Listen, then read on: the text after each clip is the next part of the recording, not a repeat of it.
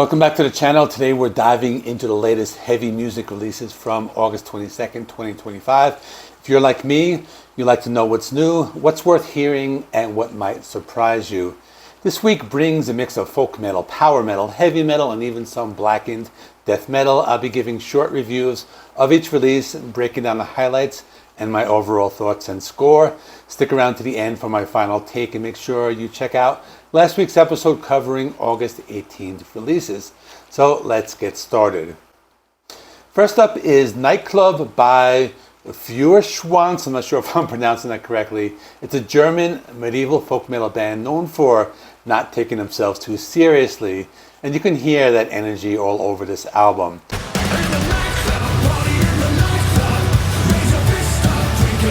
The opener, Knightclub, features Dag SDP. I'm not sure who that is, but it's fun, upbeat folk metal, and feels lighthearted, a little tongue-in-cheek.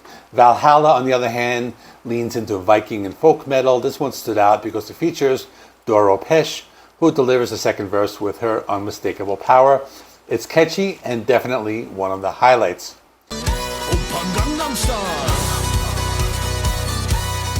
The cover of Gangnam Style is exactly what you'd expect, fun, silly, and not meant to be taken seriously. Testament slows things down a bit with more melodic guitars, showing that the band can be serious when they want to.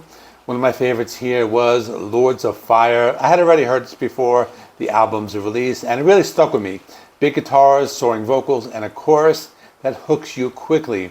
Overall, the album is fun. I don't usually listen to a lot of this genre, but I still found myself enjoying parts of it. My score, 7 out of 10. Next is Wonderland by Crowne. This is a Swedish melodic rock and power metal supergroup with members from Dynasty, Heat, Europe, and many others. Right away, you know you're going to get high-level musicianship and polished songwriting.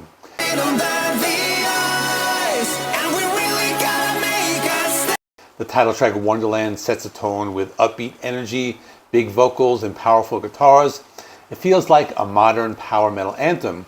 Eye of the Oracle shifts gears into darker territory with heavier riffs and keyboards that make it sound almost cinematic, like something you hear in a fantasy battle movie scene.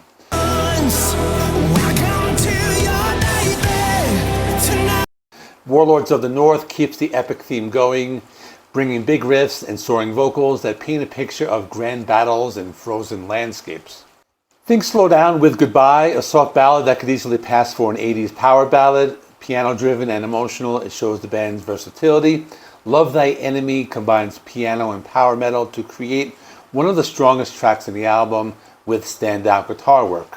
For me, this one was a little better than the Feuerschwanz album. It blends up melodic rock, lots of hooks, power metal epicness, and it works really well. Fans of both modern melodic metal and classic arena rock should find something here. My score, 8 out of 10. Next is Rise of the Ruler by Mob Rules. This German band has been around since the 90s. You can hear their years of experience in the songwriting. They balance traditional heavy metal with a little bit of power metal too. Exiled opens with some chugging riffs and fast-paced drums, very much in the traditional heavy metal lane. It feels urgent and energetic. Future Loom takes things another notch with a fast melodic power metal sound. That reminded me of Halloween. The hooks here are catchy and bright, exactly what fans of old school power metal want.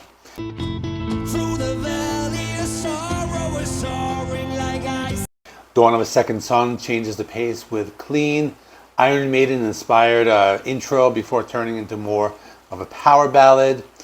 It starts to calm but builds into heavier territory.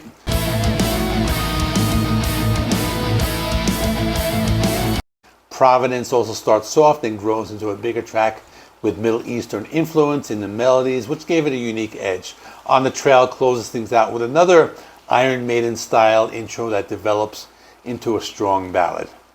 Out of the first three albums, this one was my favorite. It's classic power metal with some creative touches, and Mob Rules really shows their experience. My score, 8 out of 10. Next we have Inquisition by Burning Witches, an all-female heavy metal band from Switzerland.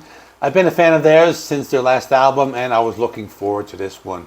They deliver a classic heavy metal with dark occult themes, and they keep getting stronger with each release.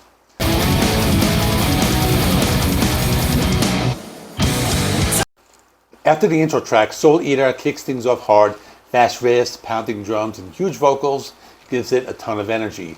Shame keeps that momentum going with the mid-paced chugging guitars, but it still carries plenty of melodic flair. The title track, Inquisition, blends heaviness with a more melodic side, but still stays rooted in classic heavy metal guitar work.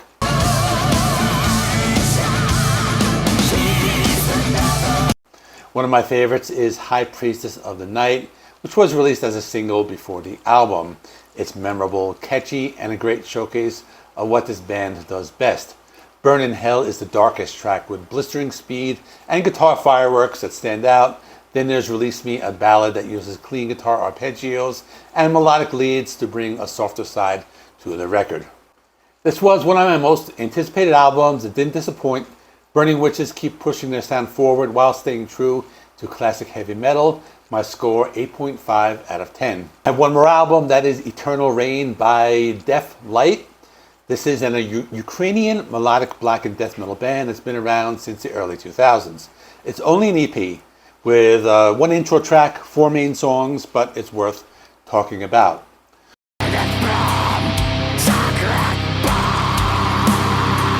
Opening track, Ignis Contra Colem, sets a dark tone with slow heavy riffs and grim black metal vocals. It's atmospheric and heavy at the same time.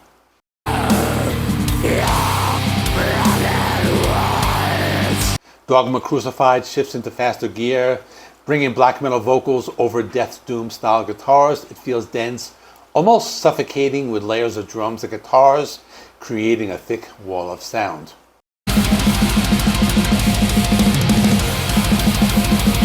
Poison Bite of Eden starts off differently with acoustic flamenco style guitars. It's a surprising touch that makes the transition into full blast beats and tremolo picking, and it really hits hard. This one felt closest to traditional black metal. Then we get to the last song, Through the Grave and Beyond.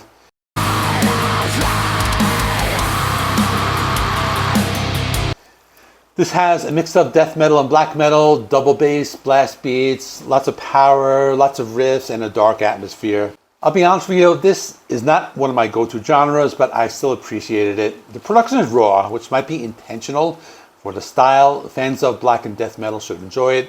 For me, it's a 7 out of 10.